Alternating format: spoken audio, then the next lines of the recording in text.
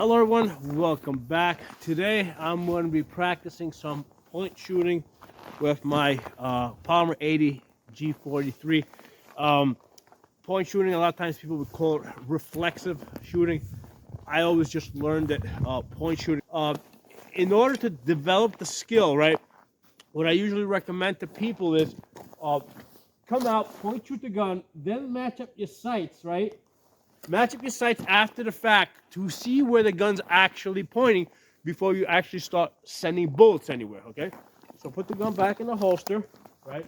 I got a target over there, right? I'm gonna come out of holster, point shoot it, now match up my sights, and I see that my optic is on target. So initially when I extended my hands, right, I was, and I looked in the glass, I couldn't see it, but then I just moved my head a little bit into position without moving my hands, and I could see that the reticle was on target. Okay, so that's what tells me that, hey, now it's safe to go to live fire. Okay, now if you point shoot the first shot and you miss, right, while you're pulling that first shot, you're still looking for your reticle. So if you point shoot the first shot and you're slightly off in the you're then looking for your reticle, or you're looking to line up your sights so that your second shot or your third shot is going to hit the target, okay?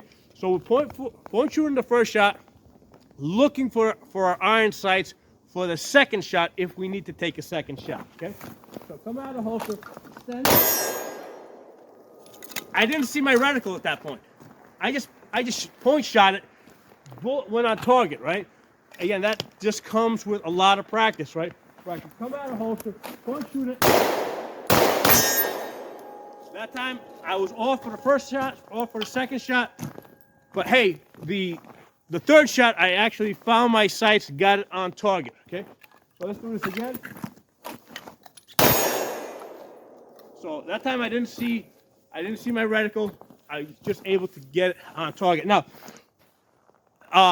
what I also recommend and what I do is practice doing this one-handed in an awkward position, because we always practice drawing from the holster like that, right? But what about if you come out like that, right? Can you point shoot one-handed? Because that's a very realistic type of situation, especially if you're in a situation where you're trying to grab, get your balance, or you're holding on to something, or you're trying to push somebody back while dealing with a threat, or moving your child out of the way, or your wife out of the way while you're dealing with a threat. So you also have to be able to point shoot the gun one-handed, which now requires a lot more practice.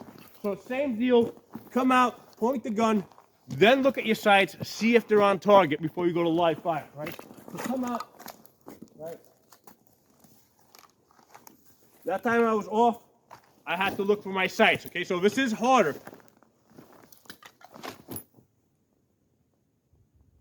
Right, there we go. So that time, pointed my hand at it. I couldn't see my reticle, but then I moved my head a little bit without moving the gun, and I could see that my reticle was on target. Let's go to some live fire now. So, first shot was off. Second shot, by the time I got to the second shot, I had time to line up my sights and take that second shot. And hit with the second shot. Let's go back to the holster.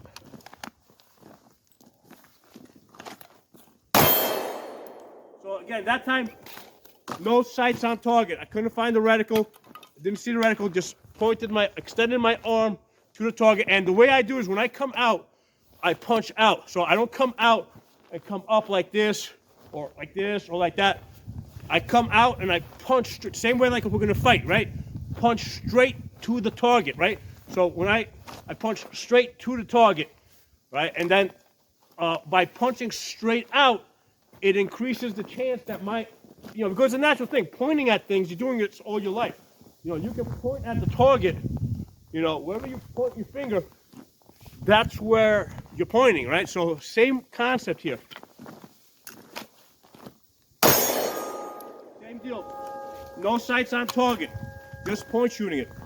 And then you can take this a step further by adding a little movement, right? So now, situation where you're moving to cover, but you gotta put some fire downrange. Like let's say you got incoming fire.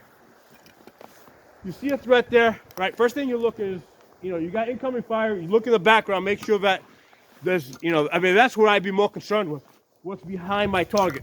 Once you are secure, you feel safe that there's nothing behind your target. One option might be to send bullets that to the threat while you're moving to cover. Okay, so adding some movement. So that time I was moving, no sights on target, just by pointing my arm at the target, able to hit the target on the move. Okay, and again, the key to this is punching. You're punching straight out. You're punching straight out, which the natural thing is to get on target. Okay, so same thing, coming out. So first shot, missed. It was close, but missed. Second shot, I was able to find my reticle, get it on target. So what I'm doing is I'm using the first shot. The first shot's basically suppression fire. In this case, the way it worked out is the first shot was suppression fire to allow me to get on target. Let's do a tactical reload here. Yep. I knew I was down in 1 or 2. Yep. Okay, gun set. All right, same deal. We're practicing moving, point shooting, and then if need be, if we miss, take that second shot, okay?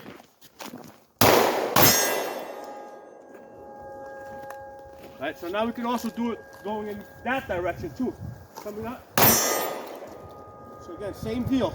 That time, I just threw my arm at the target, right? Just like I'm punching it, right? The other thing is, also practice this left hand. I don't have a lefty holster on right now, but you want to open the water. Practice this lefty, okay? The lefty I'm not quite as good. Let's practice it again. Come out. Way off on that one, okay? So gotta practice a little bit more with the right hand. Okay. So I think it's a skill worth developing. So put this. I think it's a skill worth developing. A lot of times people talk about point shooting, reflexive shooting, but they'll do only with the two hands using perfect presentation. I also like to practice it one-handed with unperfect presentation, and also while moving, right? Because, if you think about how fights happen, there's movement, right? Especially if there's incoming fire all over the place. If there's bullets flying all over the place, you're moving to cover. If it's safe to do so, you might need to put some, one choice might be to put some suppression fire in a given area as you move to cover. But again, you got to make sure that the area behind your target or behind the threat is also clear so you're not spraying people in the background. So I'm not saying that this is the thing to do. What I'm saying is that it's a skill that I think should be developed so that you have the option to use it, if it's required. Okay, so this is a what I would call, there's a very low chance, very low probability, first of all, that you're ever going to be in a self-defense situation where you have to use your gun, and then starting from that low percentage that you would ever be in that self-defense situation, all the other possibilities that you can think of within that, each one is 1%, right? So 1% chance that you'll ever be in a gunfight, and then within that, there's a 1% chance that you would be in a situation where you're shooting while moving to cover, or any of the other scenarios that you could possibly think of. Okay, so the main reason why we do these things is because they're fun. Okay, if this wasn't fun, I wouldn't be doing it. So the different scenarios that we come up with, right, in the different training scenarios, is more for the purpose that it's fun and enjoyable, rather than I think that this is the thing that I would be doing. Okay, but if you ever are in a situation where you need to be doing this thing, you've got the skill. So hope you guys enjoyed the video. If you're not a member of the channel, subscribe. Drop some comments below. Let me know what you think of this drill. If you think it's stupid, tell me it's stupid. That's fine too. I could take criticism. Maybe you got a better way of doing it. Okay. Main thing is we're punching out to the target. This was also a good learning exercise for me because I see after I basically stop this camera for the rest of the day, I'm going to be practicing left-handed, right? I saw that with my left hand, my point shooting is not that good. It's good with the two hands, but point shooting with the one hand, yeah, I can see as I push out. So this is how I'm going to develop the skill. Yeah, way off there. I got to keep doing this over and over again until I can punch out and get on target. Oh, see, I'm a little bit off to the right. Now I was center. Where am I now? Now I'm center. Center.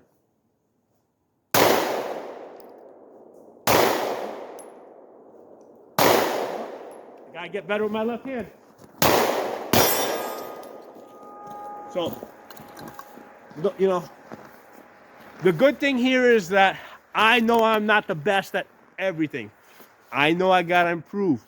That's why I keep practicing. So, you know, that's a good way, I think, to approach your training. Don't go into your training thinking that you have to be the best or that you have to impress anybody. You know, go into it thinking that, you know, you're not good at a lot of things, and you're gonna try to get better at them, right? So, I'll talk to you guys all soon. Subscribe if you're not a member of the channel. All right, guys, I'm practicing my lefty shooting, lefty reflexive shooting. As you guys saw in the prior video, I was not too happy with my lefty shooting. So basically, I'm just practicing going in and out, finding that target.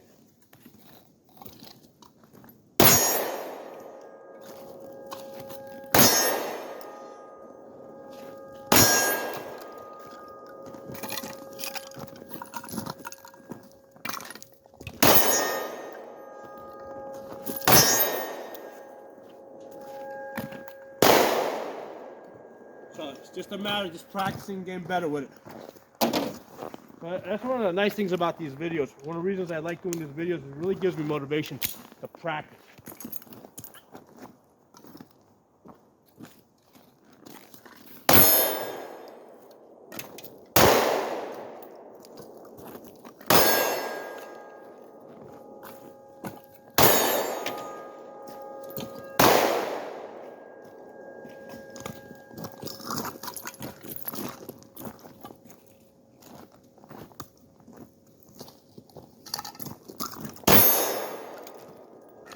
So it's definitely something I need to work on some more. Hope you guys enjoy the video. Hope it gives you some training ideas. I'll talk to you all soon.